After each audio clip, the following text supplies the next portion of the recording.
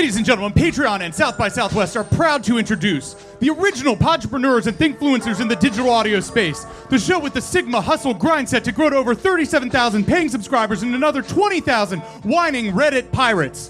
Trailblazers in synergizing social media presence with RSS distributed programming through sometimes well-produced DIY indie media sleaze. The Shingies of podcasting, the original kings of content. Please activate your brands and put your hands together for Chapo Trap House.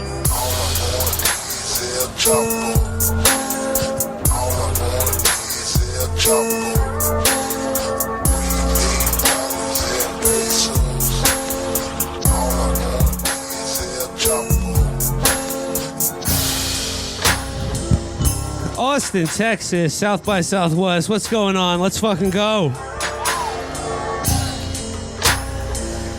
So I want to thank South by Southwest and Patreon for having us here today. All right, here we go. So it's my first time in Austin. And I got to say, we came in late last night, and we were at the airport. And as soon as I noticed at the baggage claim, there was a number of novelty-sized electric guitars, I thought to myself, this city's pretty weird. This city's a little too fucking weird for my taste. Yeah, I was like, you know what? I hope there's some sort of program that people are initiating to reduce the weirdness. Because I'm uncomfortable just in the airport. I am doing Sherman's march to normalcy here. By the time I'm gone, no stone will be left unweirded. Every fusion taco truck will be turned into a Staples. If Austin loses its weirdness, it really is sort of like the burning of the Library of Alexandria, but for the 21st century. If we lose the weirdness, we lose something a little special here. But we're pretty normal guys, so I feel a little bit out of place here in Austin. But it's great to be here at South by Southwest, the little indie film festival that could, movies, music, tech, brands. These are the core values that have made Chapo Trap House the phenomenon that it is. And we're thrilled to be here. It's also Austin. You guys are like sort of the podcast capital of America now. Rogan moved to Austin, and we're not nearly as okay. All right, we're not nearly as big as Joe Rogan is, but like, come on, City of Austin, what do you got for us? What What sort of tax breaks and inducements can you have for us to move here, to move the show to Austin? What condo that looks like an erector set can we all live in for free? It is my dream to be moved here by tax incentives, land grants, and live in a penthouse in one of these buildings that was constructed in 2015, and rip a 99.8% CBD vape right as the balcony falls off into the street. So we were walking down 6th Street on the way over here, and I got a little taste of South by Southwest, including the NFT house, which we were not allowed access to. Yeah, it's like, what the hell? Okay, actually, here in Austin, is anyone here familiar with the legendary Texas comedian Bill Hicks? Got some Bill Hicks fans? Good. I'm going to borrow a joke from him for South by Southwest. Okay, by a show of hands in the audience here today, does anyone work in the fields of crypto or NFT? Show of hands, anyone? Okay, well. There's one way back. Okay, well, okay. We got one guy. Oh my God. All right, good. Please kill yourself. By rope, by bridge, by knife, by gun, end your wretched life before it's too late. Stop poisoning our culture with your demonic influence. I mean, obviously, nobody who's here today is going to heaven. I mean, we're all going to hell, but like the NFT crypto people are going to like extra hell. I kind of, this is a little sour grapes. We were not let into the NFT house. There was like a very NFT enthusiastic cop there. Yeah, he was like looking for tips and tricks. Yeah, no. Like, I got to put my pension somewhere. Yeah. What ape is right for me? Is he? His car is gonna blow up like in Die Hard, and they'll be like, "Oh, his ape was one day from maturing." But yeah, no. So they were like, he'll be like, "Hey guys, come back tomorrow, and you can pre-schedule." And it's like, we have to walk around another day with this fucking bullshit fiat money. So yeah, we're walking around 6th Street. I don't know if you guys out today earlier saw the plane that was buzzing by. Yeah. It had a banner that read, Surrender Dorothy. "Thank you, A.G. Paxton, for protecting Texas children." Certainly one way to look at it. Okay. Second question. Is anyone here, is any of the brands that you work for or associated, do you have any partnerships with Ukrainian nationalist militias? Because I've heard Stinger missiles are great for surface-to-air smiles. And as long as we're talking about Attorney General Ken Paxton Protecting Texas children. protecting Texas children,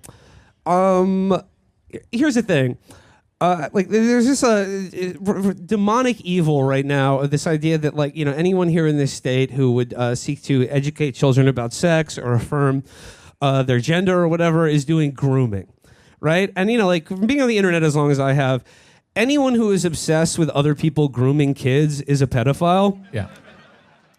But what I realized about Texas here and AG Ken Paxton and Governor Greg Abbott is that this idea, this obsession that liberals are grooming children is really grooming is that's big government liberal regulation of child abuse. Because here in Texas, you can just, steal them from one of the many poorly run child concentration camps in this state. Yeah. Including one in particular called the Refuge Ranch. Yeah. Of which Ken Paxton has just now announced that he is going to look into because they were literally doing child sex trafficking. Yeah, they were taking together the victims of child sex trafficking and then trafficking them from there. It really does show you that what they hate about grooming is just the amount of labor involved. It's like grooming, which they hate. It's like cooking dinner at home. And then what they prefer is just oh, fuck it, I'm going to just Uber Eats it. And then they get the child directly, and then they're mad that anybody is out there actually, it's not any good unless you really put the work in. And they're like, you know what, fuck you. Yeah, they found a way to do the Yellow King cult from True Detective, but without the sense of family or community. Thank you, apps. So yeah, Refuge Ranch. You want to look into that one? It's this is what happens when you turn over all state services to essentially evangelical Christian mafias. They do a really good job of protecting children. Because I know the state of Texas right now, everyone's so obsessed with the fucking protecting children. But look at the people at the State House down the street. They're doing a bang-up fucking job of it here. And you know what? This is my first time in Texas, and I don't want to come here from New York State and pretend from New York and California, we're from states that respect human life. Because that's a hard case to make, at least over the last couple of years especially. Yeah. But we were talking about this last night, but the thing is there's a special level of there's a new level of cruelty and fucking Satanism here in the state of Texas, and the answer is it's if you live in one of those big blue states, what essentially you get in return for the state taxes you pay is a political party in charge of the apparatus of state government that pretends that they care about human life and that they're invested in a political process for the betterment of mankind, protecting gay people, trans people, immigrants, things the homeless. Provided the homeless, providing healthcare. But really what it is the maintenance of an insane and horrifying police state that is utilized against anyone who doesn't pay federal income tax. Yeah. Yeah, However, you get all the lifestyle restrictions of an EU country, but without any of the social services. Right, yeah. But sometimes your governor might go on TV and be like, "Are you a lesbian? Me too. And I'm Jewish. And and I'm a woman." And the brilliant innovation, disruption, if you will, of these new red megalopolises like Florida and Texas is that they looked at that model and said, "Hey, we can disrupt the hell out of this. What if we created a new paradigm where we could say to high net worth individuals, hey, you can come here, and as long as what you like doing is what we like doing, you can just be God on earth. You can just, you don't have to pretend you live in a society. You can live in a fantasy utopia where there's literally no law. You live on the island from The Most Dangerous Game." And of course, it's still a horrible police state, just across the membrane of preference and identity and net worth. But you don't see that shit ever. And that's a great value add for a lot of people. When the alternative is the exact same nightmare hellscape, but you have to feel bad about it. Why exactly? When nothing is going to get better? I understand, like, here in Texas, it seems like it's gotten a lot worse recently. But for big city liberals from New York and California, they pay state income tax, and then they pay a psychic tax of pretending they care about all of the horrible problems that they're the cause of. Yeah. And Texas is over here being but here in Texas, tax-free. Yeah. Enjoy yourself. It's wonderful. It's a beautiful day out. If you like doing it, as long as what you like doing is within a narrow parameter of profitability and social acceptability, you can do it until you explode. I mean, look at Alex Jones. He's like fucking Kirby. He's just getting redder and rounder with every day of his life as he just absorbs things, and he's eventually going to pop, and it's going to be the greatest day of his life. And instead of like your governor, like Gruesome Gavin or Kathy Molecule or someone, like, doing like I'm a New Yorker, so I'm black and I'm a woman, or like, doing the next thing that we're going to steal from Canada, like a Democrat doing land acknowledgements while building a pipeline. The red state equivalent now is passing a law where you have to pledge allegiance to Israel to start an LLC. We complied with that. Yeah, no, we are. Yeah. We will be doing a pledge of allegiance to Israel later tonight, and you guys will all receive dual citizenship. Yeah, we agreed to stop 5 times a day and pray to the Hard Rock Casino Tel Aviv. Yeah, we are putting on traditional prayer clothes of capri pants.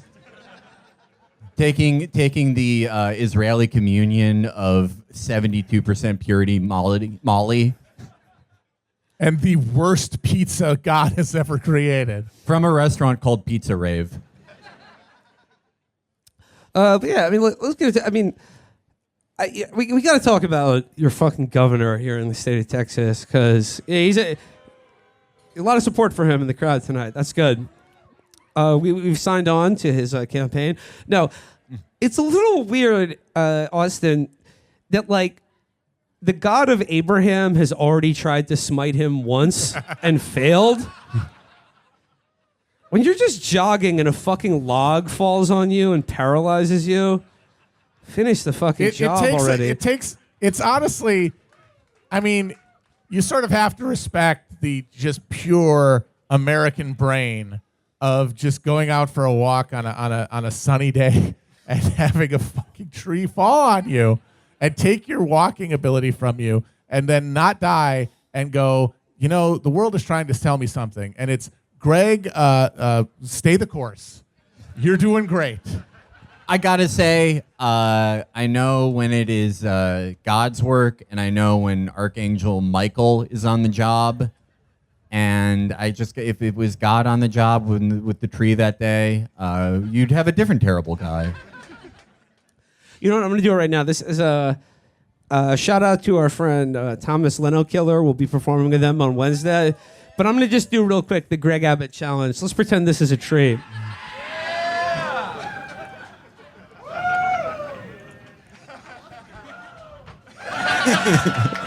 Still got it. And by that, I mean the use of my legs. We'll be doing a summoning circle at the end of the show to send hugs and smiles to his stomach or pancreas. But before we get there, let's talk about the news. We're a show, we talk about current events. And I got to say, South by Southwest, I hope everyone who showed up for this festival and our show here this afternoon realizes that there's a fucking war going on. Wait, where?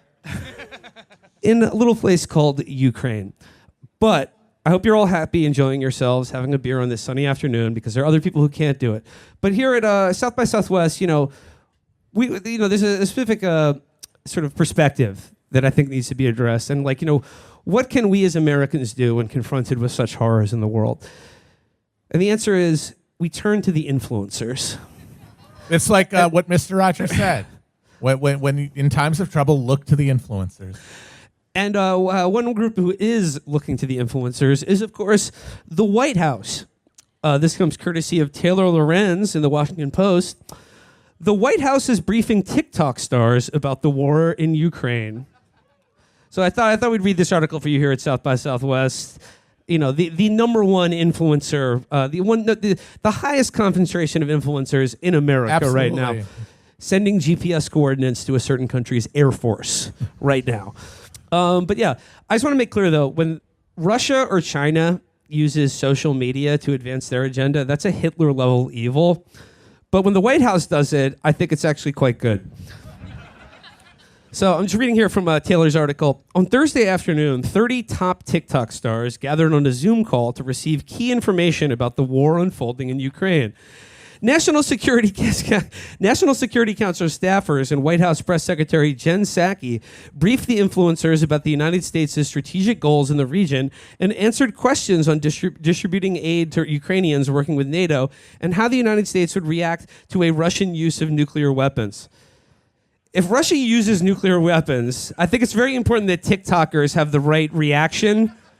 They have the right facial expressions, and they have the right dances that fit into the portrait mode. That's the part. Because, like, nukes are flying, you're going to want to go all over the place, but remember, you got to keep it in the portrait mode if people are going to see it all. What if they did this Zoom call and then, like, within a day, Kiev falls, and the new Kim Philby is just a guy named Caden Aiden? Okay, so it says, as the crisis in Ukraine has escalated, millions have turned to TikTok for information on Oh, they really? They have? Oh, man. That's not good. I mean, like, you shouldn't just, like, that should be an article. That should be a book. Should be a tweet. Come on. It's fine. I mean, I don't know if it is. I think. Well, okay. Like, if nukes fly, someone needs to be reminded to drink water. Thank you. Okay, yeah, escalating nuclear brinksmanship in Eastern Europe. What does this have to do with disgusting foods I can make on my marble countertop in my kitchen? So it says TikTok videos offered some of the first glimpses of the Russian invasion, and since then the platform has been a primary outlet for spreading news to the masses abroad. Ukrainian citizens hiding in bomb shelters or fleeing their homes have shared their stories to the platform, while dangerous misinformation and Russian propaganda have also spread. And TikTok stars, many with millions of followers, have increasingly sought to make sense of the crisis for their audiences. The White House has been closely watching TikTok's rise as a dominant news source, leading to its decision to approach a select group of the platform's most influential names. Felix, who do you think, which one of the TikTok guys that you follow do you think should be briefed by the White House? Well, the only accounts I follow are this is no good. They're all Russian. They're all. They're owners. not okay. I'm not following Russian, like, not the people doing the invasion. Okay, I'm following Sable accounts. No, they're dropping the sables into Kiev. No, paratroopers. they're peaceful. They're peaceful. They're peaceful little solitary mustelids. They're wonderful. But I think out of American TikTokers, Terrell should be briefed. Yeah. What about Glorp? What about Spins? Glorp has some unfortunate ties to the Donetsk People's Republic. But I think Terrell...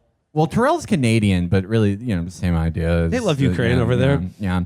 I think... The Canadians love Ukraine more than us. They really do. I think Terrell could provide the dramatic angle. And, where it's like, Terrell's the one that does like little sketches where it's just like, I'm in the mafia and have to kill my wife. Yeah. A typical Terrell video will be like, he's like, it's a very dramatic scene and it's like, POV, I'm your kidnapper, but I'm nice.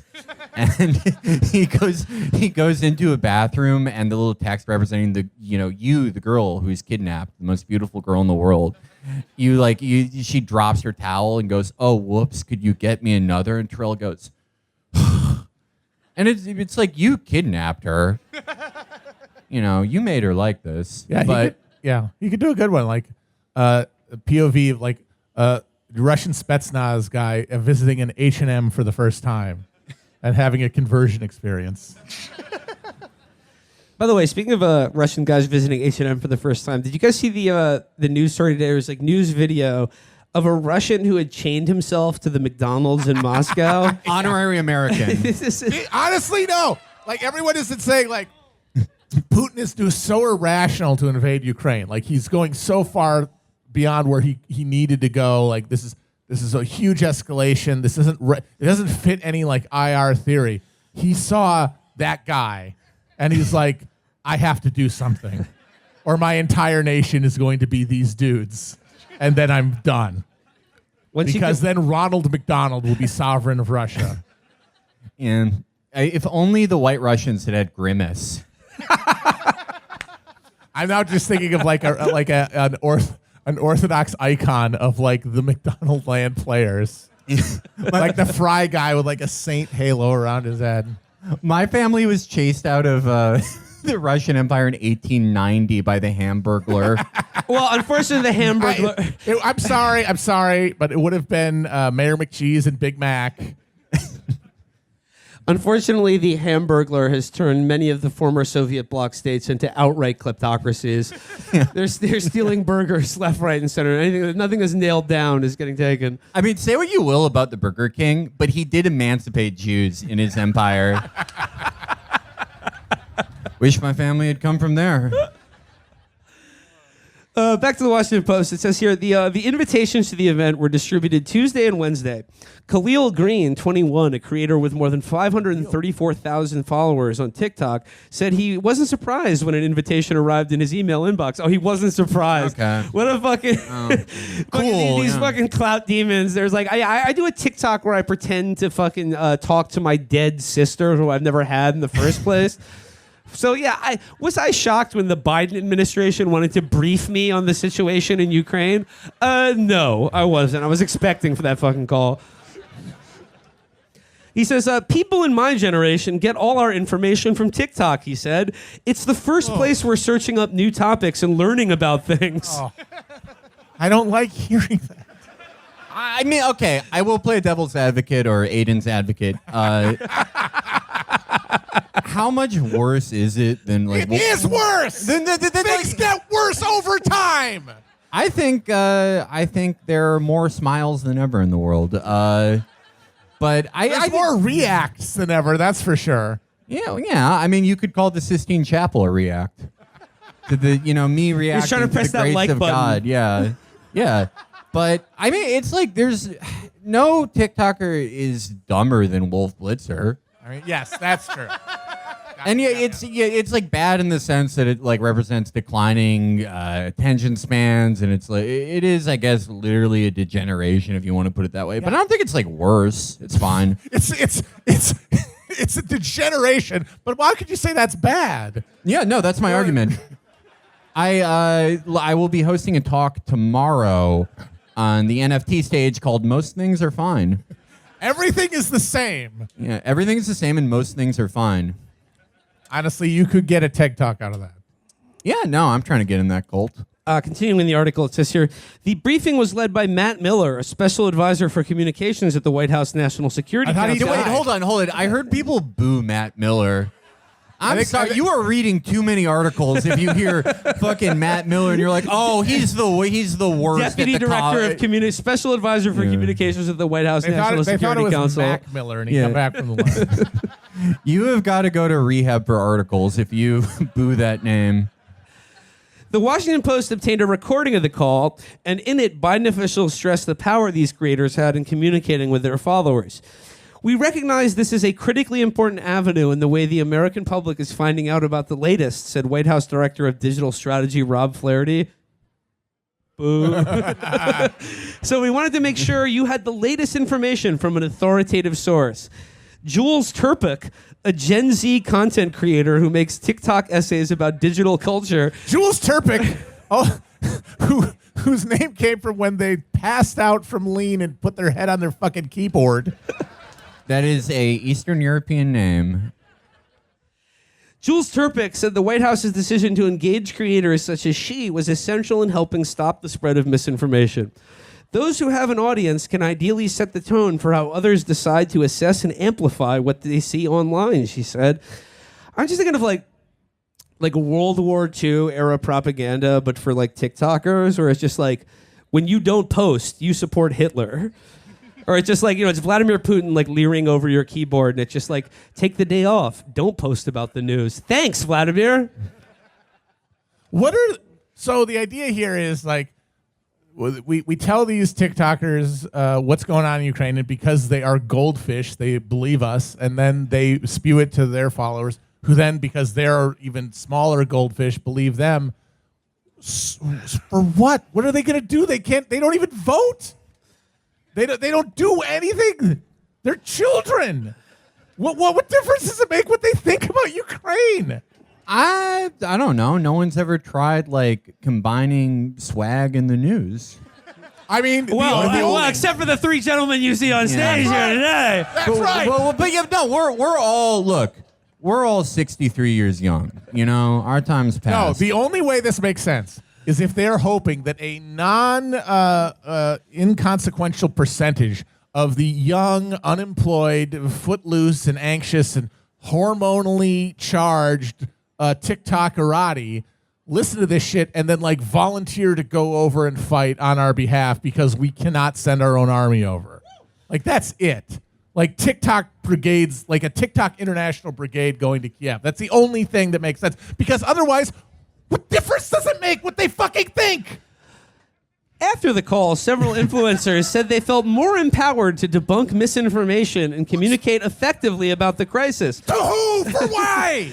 TikTok has been overrun with false and misleading news since the war broke out, and on Thursday, the company said it would finally begin labeling state-controlled media on its platform. What about ours? That's... You literally just This is an article about them being briefed by the U.S. state. Creating a whole thing of state-controlled media, but that is not going to fall under the umbrella of state-controlled media. Okay. How about this though? Okay. Pretend I'm writing for a Netflix show that gets canceled after 45% of an episode. How about a bunch of kick-ass women call out the fuckboy behavior of the ghosting of Kiev? Pretty cool. Can you not say... What if they did that? Can you not say that both state-funded regimes of information are, by definition, misinformation? What if you support them both? I like it when America does it. I like it when Russia does it. I like that better, honestly. But picking one is dumb. Like, if you interrogate the decision to pick one misinformation stream over the other as being closer to the truth because you don't fucking know. You're just getting it from the stream like everybody else. Picking one channel over the other is arbitrary, and you don't fucking know. And at the end of the day, it's like I'm drilling a hole in my head and making a decision. If you decide both are bullshit, I accept that. And if you decide both are nice, I accept that too. Those are both far superior and more respectful than picking either of them. But look, it's not just Terrell. It's not just Jen Parlak and Caden Hayden. There's Snorp. Yeah, we got some names from the past here in this article. Check this out. The voices dominating the conversation on the internet can be freewheeling and unexpected. Many creators on Thursday's call, for instance, were shocked by the presence of Aaron Parnas, the 22-year-old son of Lev Parnas, a Ukrainian-born American businessman and former associate of Rudolph W. Giuliani. You thought Lev Parnas was done, son? Nuh-uh. Yeah. No. This is the reboot. This is David Arquette coming back for Scream 5. I have watched 3 episodes of Lev Parnas' podcast called Zoomed In, where the hook is that it takes place on Zoom, which makes it different than any other podcast, I guess. But it's on like a David Brock network, and he hosts it with another like 21-year-old Democrat. I love podcasts that no one listened to. But I am familiar with Lev Parnas Jr. Well, you say no one listens to it. It says, Aaron Parnas has recently emerged as a powerful TikTok influencer by providing nonstop news updates about Ukraine. On the night of Russia's invasion, he hosted TikTok live streams discussing the event to over 800,000 viewers. Well, yeah, that's TikTok, but I mean his podcast. Yeah, like, right. You know. That's what really counts here. Wait, isn't it like a 10-minute limit on TikTok? What is he getting? Well, there's TikTok lives. Oh, they can go like as long as they want? Matt, they're live now. They're live now. They're live now. All right. Just to close out the article here, it says, Ellie Zeiler, an 18-year-old TikTok star with more than 10.5 million followers, says she hopes to remain in communication with the White House and continue to press officials there about key issues. She sees herself as a voice for young people and a growing contingent of news consumers getting information primarily through social media platforms. I'm here to relay the information in a more digestible manner to my followers, she said. I would consider myself a White House correspondent for Gen Z. No, yeah, she's going to press the White House and stuff. They'll press her back. You know, Biden will ask her tough questions like, are you my granddaughter? And that is the free exchange of information that makes this country great. All right. So that's it. That's the TikTokers. It's only getting bigger, folks. And, you know, like I just, the new Dr. Strangelove will come from TikTok. That's what I'm convinced of. All right. Mein Führer, it's giving walking. All right. So we're gonna do something a little bit special here today at South by Southwest. We've been on tour. We just knocked out the first leg of our tour. We did Charlotte, Nashville, and Atlanta. Loving the South, baby. We're loving it. Now we're here. Like we did the South, and now we're in like the Texas South. Its own weird thing. Yeah, no. We've knocked out Charlotte. That was the tutorial level. Yeah, the undead burg of the South. Atlanta, that was like, Stormvale Castle. Nashville, that was a Caled. That's the point. It's sort of a poison swamp zone. But now here we're in Austin. Now this is where the game really begins. This is in Orlando, the city of the gods. This is where the game really begins. So, Austin, Chirp Charlie's, I'll let you in on a little Chapo backstage secret. One of our favorite things to do when we're on tour, and if you've been following us on Twitter, you already know what the deal is. Hotel room Shark Tank? Mm-hmm. Yeah, it hits different. It be hitting different, son. That is our number one favorite show to watch together in a room on tour because it is on CNBC 24 hours a day. God bless it. It's one of my favorite shows because it's about the American dream. It's about the entrepreneurial spirit is still alive and well here in America, and we want to bring some of that entrepreneurial spirit here to South by Southwest. The thing is, though, Shark Tank is about people who build businesses. Yeah, that sucks. And that's not my American dream. My American dream, thank you, Patreon, was to make as much money as possible doing as little work as possible. Least. That's the thing. The whole point of Shark Tank is like performing how much you love working. Like convincing these gargoyles how much you love like doing nothing else but working on this thing. And that's horrible. That sounds terrible. It's like finding the delta between labor and reward. That's the sweet spot that we're all seeking. And so what we want to find from listeners, from other hustlers is other ideas that we can help germinate on how to get the most for the least effort. And that's what podcasting means to me. Thank you, Patreon. But here's the deal. I love Shark Tank because it is a show about American capitalism. However, the most perfect avatar of American capitalism on Shark Tank is a Canadian guy. Absolutely. Mr. Wonderful. God bless him. Mr. Wonderful. The best shark, the king. Matt, you made this point about Mr. Wonderful. Mr. Wonderful is at first glance, Mr. Wonderful is the most repellent figure maybe ever been on television. However, that's a newbie Shark Tank opinion because he is just a pure avatar of just wealth acquisition and exploitation. However, the more you watch Shark Tank, the more you realize he is actually the best of the sharks because he doesn't represent anything other than just the acquisition of profit. He's not like giving you this song and dance about how, no, once you get rich, you're still cool and fun and approachable like fucking Cuban or that Croatian scumbag or fucking the Lori Grenier or whatever. He's just like, it's about money. And that reminds you about what this country is about, what entrepreneurship means, and about ultimately what podcasts are about. But the difference being with podcasts, it's not about money by itself. It's money in relation to laziness. That's the key distinction. I will also give it up for Barbara Corcoran, who's the horniest shark. That's true. Because anytime there's a guy from the military or just any guy who's moderately attractive, she's giving him the deal. She's giving him the deal, folks, as if they take her to dinner. All right, so Yeah, she's Me Tooing everybody. It's amazing. all right, so we're gonna do here now at South by Southwest. We're gonna do Pod Tank. We got some guys here. We got some pitches, and we're gonna be the Pod Sharks. Yeah. And I'm putting up real money here. I'm going to be an angel investor in one of these podcasts here today. We're going to have some podcasts pitched to us, and you give it to us, the original kings of content. We're the podcast entrepreneurs. You bring us your podcast idea. Entrepreneurs, please. And we're going to make some dreams here today, or crush them. Hopefully, mostly crush. Depending on how it goes. So, Chris, you want to kick this off?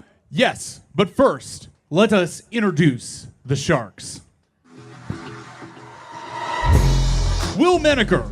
By figuring out how to rip MP3s off YouTube, Will Menaker created one of the most profitable podcasts ever and is now a podcast thousandaire. He's an angel investor in The Gay Chapo, also known as Seeking Derangements, and a frequent guest on Cumtown. Felix Biederman overcame an upper-middle-class childhood and ADHD/autism before it could get you pussy to become one of the youngest media executives in New York history at age 25. At age 25, Felix was a thousandaire with tens of thousands of listeners and a high single-digit body count. Now, years later, at 24, Felix is a thousandaire with low double-digit body count and the Moonveil Katana in Elden Ring.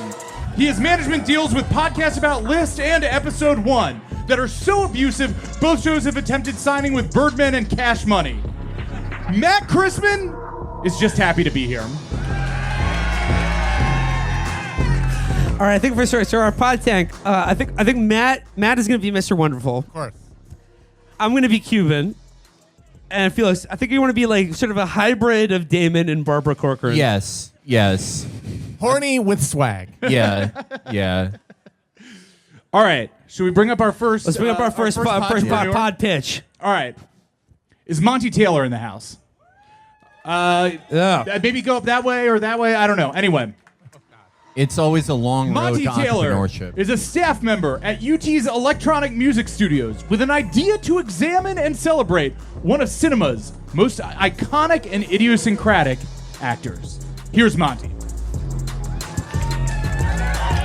Sharks. Now, I know normally it's not advisable to get into a podcast space that's already crowded, like movie podcasts. That said, the reason that space is crowded is because there's lots of money to be made there. And more importantly, I think with the right timing, the right niche, and the Chapo promotional machine behind it, we can make a lot of money with the New Cage Outlaws, the Nicolas Cage podcast. Now, the meat of the podcast is a series of movie reviews over Nicolas Cage's 100-plus films with extra Patreon content that includes a reading series from various interviews and articles about Nicolas Cage, examining his neo-shamanic, as he calls it, acting process, as well as perhaps a best-of-the-worst style duel between multiple films, cage fight, if you will. And so I'm asking for a $10,000 investment for a 5% stake in the New Cage Outlaws in order to build a state-of-the-art podcast studio in Brooklyn. Okay. This is a pretty juicy idea, but sort of the meat of the podcast business is the desperation of the listener to be friends with the hosts. By having a Nick Cage-centered podcast, you may be upsetting the ratio of the ideal podcast paying audience, which is 95% male. How would you intend to achieve this ratio? To achieve 90% male, well, first you have to have two men. Obviously, there can't be any women unless they're special guests, right? I'm listening. And furthermore, to only make references to things that dudes give a shit about. Okay. All right. All right. Well, I have a question here. What's proprietary about this idea? What's to stop me from starting my own Nick Cage podcast and crushing you like the cockroach that you are? Do you want to put the effort into making a Nick Cage podcast, Matt? I mean, I don't. That's the point. Effort is the enemy of podcasting. That's the thing. He's kinda got you there. Mention it here. You got me on that one. We're trying to examine the delta between laziness and profit. I like Nick Cage. I think he's a remarkable human being, a remarkable actor. I would it would be incredibly easy for me to just watch these. Whereas for someone like you, Matt, who goes on long rants about why everything's awful, I can't see you getting through more than a couple films before you give up on this idea. And I'm sorry. I think you're a fantastic person. But I don't know if you could do it. Yeah. All right, I've been hanging in the cut here. Okay. My fingers have been steepled. I've been hanging in the cut. Listen to this. Okay, you've correctly identified the hurdle that you have to clear here, which is that the movie podcast space is heavily saturated. And on top of that, the Nick Cage meme space is bordering on becoming insufferable. We were just walking around downtown Austin. There are multiple... Austin is a city for people who want to print out memes and share them in real space. However, as a creator of Movie Mindset, I'm a natural investor for this podcast here. But I would like to ask you once again, what is your show going to bring to differentiate yourself from other movie podcasts and other Nick Cage-based meme content?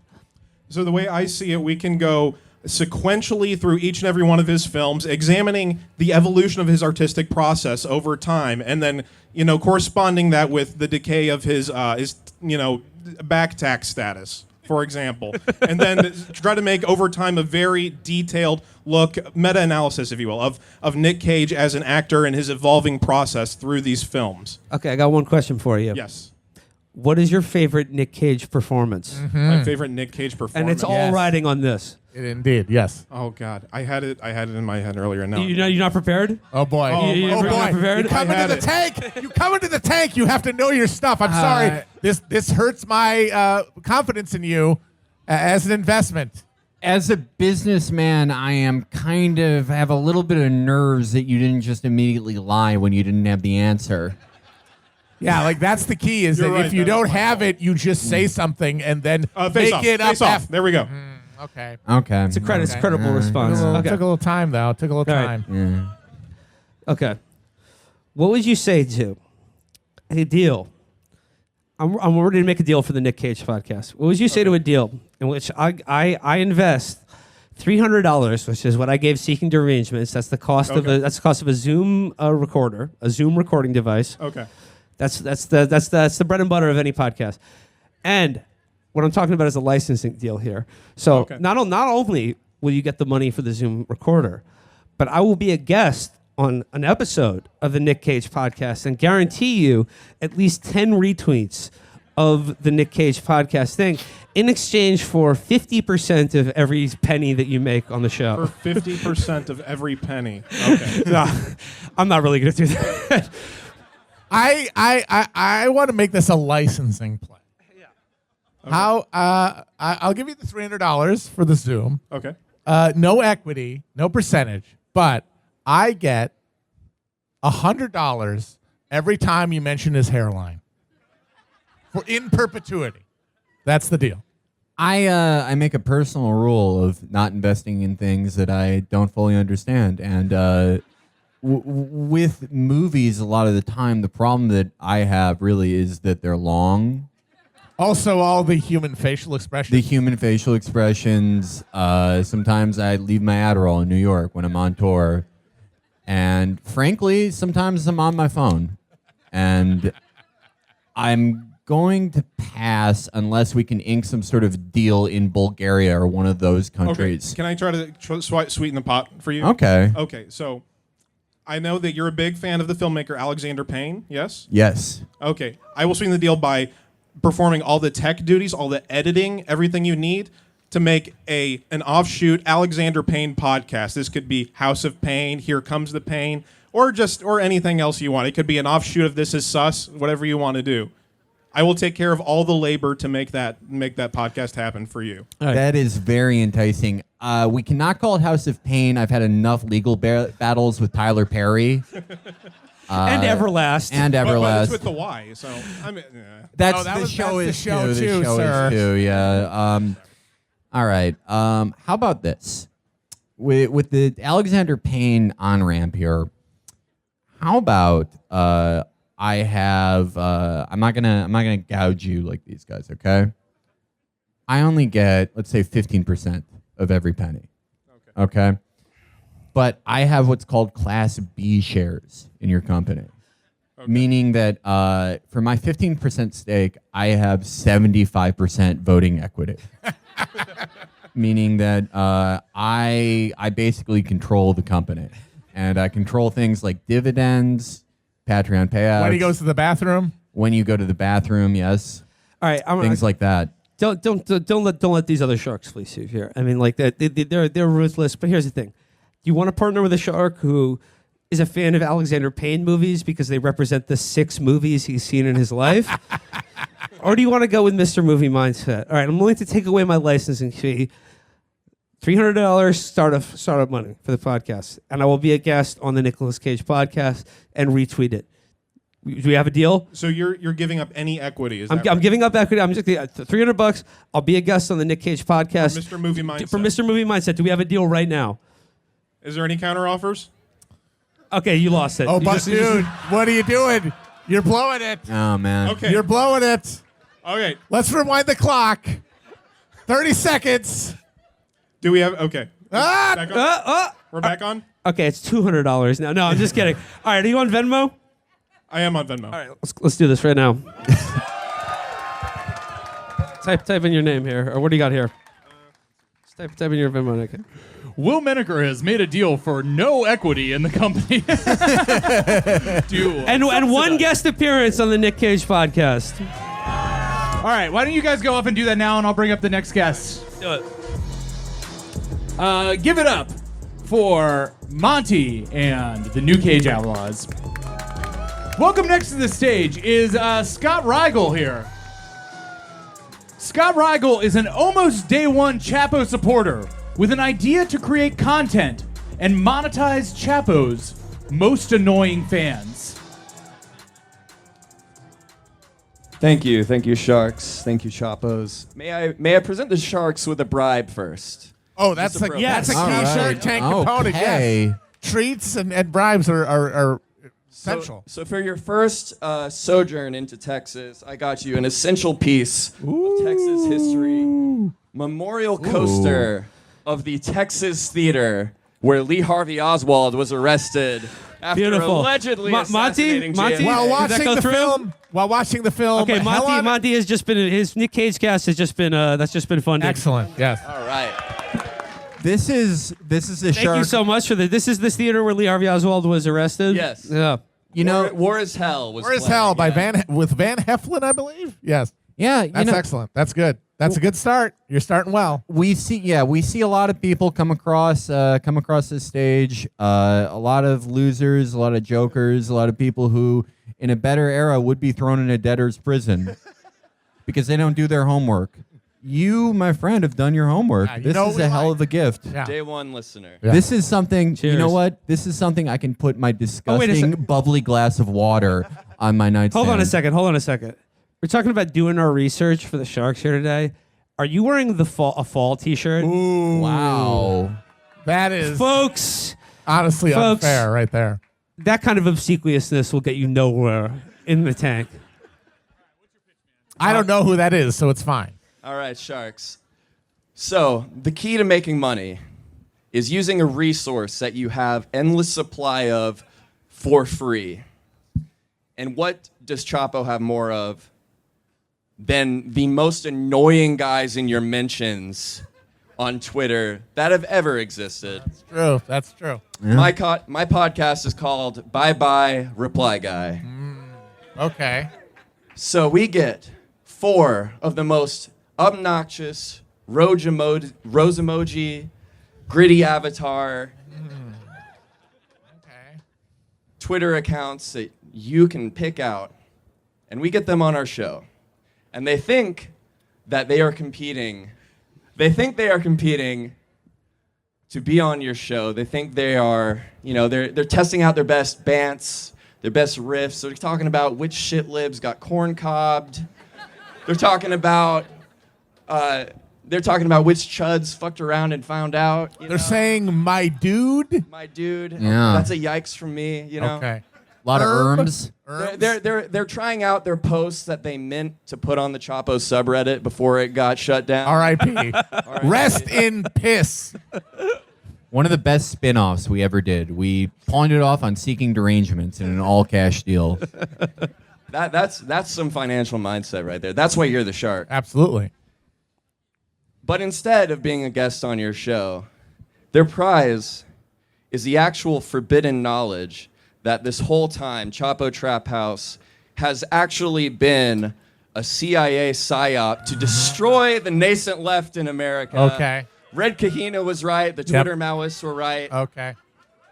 This is intriguing to me. As an added bonus to you, they stop replying to you entirely. They go into a mania a la Gene Hackman at the end of the conversation, tearing apart their apartment, and they are out of your mentions forever. They become fans of TrueAnon, though, and they hassle TrueAnon instead to make an episode about you, and then hassle them to come to Texas for years and years instead of you. Okay, but I understand what you're offering us, but you know, how does this help you? Because essentially you're making a show with the worst content imaginable. Yeah. Who's the audience for this? That's the real question. The audience is your endless supply of Chapo reply guys who think they will have a shot on being on your show. It's an aspirational thing. Okay. I gotta say to you, you know, you have the good instinct here of, you know, getting a profit out of something you have an endless supply out of. But, you know, I do this without even trying. You know, to achieve your goal, all I have to do is not accept DMs in my open DMs, and people will go through this cycle in about 3 months. You know, I could pull it up right now. I could show you probably 500 guys who a year ago were sending me the worst replies imaginable, being like, you know, oh, have you seen this picture of Steven Seagal that everyone's seen? And then a year later are like, I'm moving to Florida to work for Ron DeSantis because I didn't reply to them. That's true. Okay. For those reasons that Felix mentioned and the fact that I desperately need to use the bathroom, I'm out. So just be back. Okay. Well, thank you for your time. all right. So I'm intrigued by this idea. I have to say, I love the idea of methodically and sadistically crushing the spirits of these worms who I have nothing but contempt for. And I love, more than that, publicly and ritually reaffirming my hatred and contempt for them, especially because not only do I enjoy it, I know they do too. So I'm in on this, but I am a little skeptical about the audience, as we said, like who's going to listen to it, but specifically, like if the idea is that the reveal is that, oh, we're the CIA PSYOP, LOL, you're owned. You can only really do that once, right? Like, you can only do that in the first episode. How do we make this a continuing series? How do we break the spirit of a reply guy differently each week is my question. I understand that. I was intending on keeping the prize a secret to the audience, but... what's the... I understand that. Like... I'll take that as just a personal pleasure. But then what is the climax of a given like episode of the show? Like what does the listener get out of an episode of this show?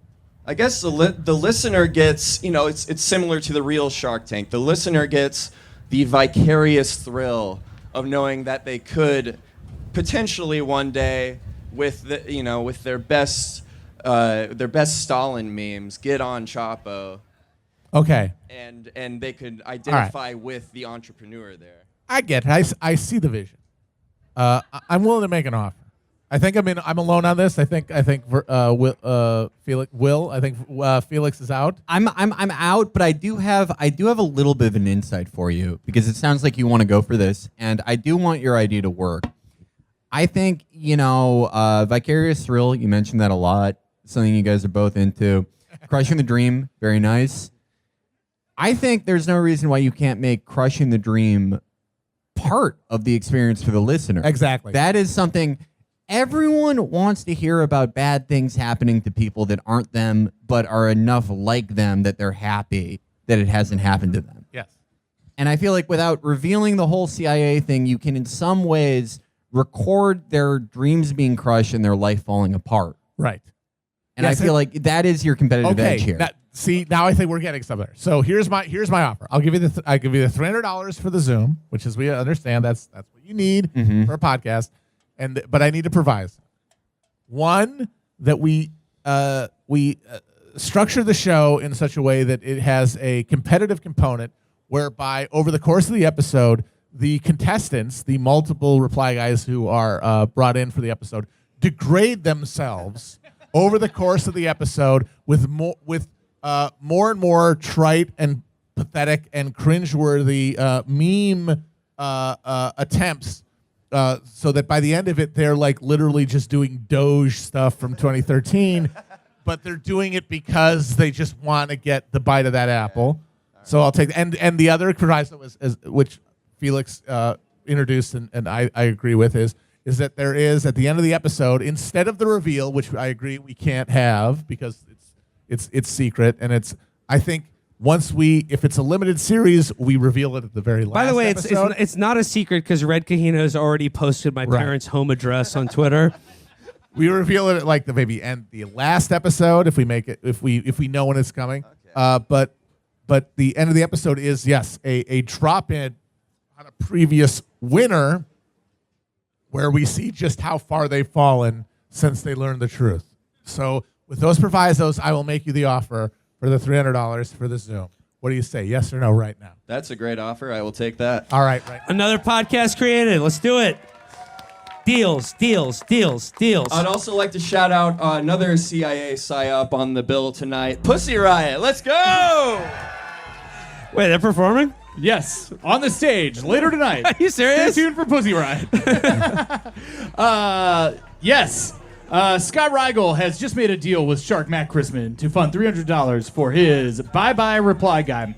Is Jonathan Randall in the house? Is Jonathan Randall in the house? Here he is. There's a boy. All right. All right. Come up to the stage. There's stairs over there. Jonathan Randall is a computer science student with an idea for putting the beam on one of Chapo's most notorious enemies. Hello. Ooh. Sorry about that, Sharks. Okay, I wrote some stuff down. I have a lot of ideas for this. Hi, I'm Jonathan. It's a pleasure to be Hello, Jonathan. before the Sharks today. I'm here to present the Dershowitz effect. Ooh. The worst day of Alan Dershowitz's life was when he was accused of having sex with minors, of course. The second worst day... Thanks. Someone's taking a stand. The second worst day of Alan Dershowitz's life, when Epstein was killed by himself in jail, removing any chance of Alan Dershowitz representing him in court. The best day of his life was when his first wife killed herself. This was a huge missed opportunity for Dershowitz, the criminal law expert, but it doesn't have to be the end of the story. Imagine, if you will, an alternate timeline where Epstein survives and Dershowitz has a chance to defend both his client, to some extent himself, in a true trial of the century. In this new timeline, Dershowitz could craft a legal defense at the cutting edge of case law. Think gay panic defense, the glove that didn't fit OJ, Prince Andrew who physically incapable of sweating. Everything is on the table. All the cards are out. But it's up to Dershowitz what direction he wants to take it. All I ask from the Sharks today is to cover the 100 per video fee Alan Dershowitz charges on Cameo now. Jonathan, we read your podcast request. Yeah. And here's the thing.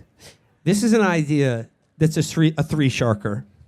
You're gonna get all the sharks on board this idea. So we are so into we are this. so into this idea. Jonathan, I know he just said a 3-sharker idea, but let me shark the sharks, okay? Okay. What? Okay, so first of all, I was immediately attracted to this idea because two ideas, you notice I passed on them because they were asking for Zoom recorders. I fucking hate Zoom recorders. I'm sorry. If you're in the audience and you invented the Zoom recorder, I'm sorry, but I am not using a device that takes batteries. I'm hooking it up to my computer. I am offering you not, $100 each from 3 different sources. I'm offering you $300 from a single source on the proviso that you use a Focusrite that hooks into your computer through USB-C. Okay. The per video fee, God invented credit cards for a reason. Okay? Yeah. Yeah, you gotta spend money to make money. Right. That's basic mindset. Yeah. Which really, a Focusrite, that's $141.97 depending on sales tax and shipping.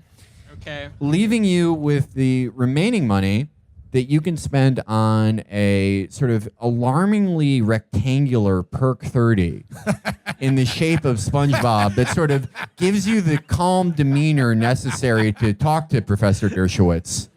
I want the Tesla logo shaped ones, honestly. Well, I mean, you're in the right place for it. These guys are going to offer you, some fucking Mickey Mouse crap where it's like, oh, I get 50 cents of every penny that, you get for your Dershowitz vodka. I've seen them do this to a billion guys who've walked in front of us.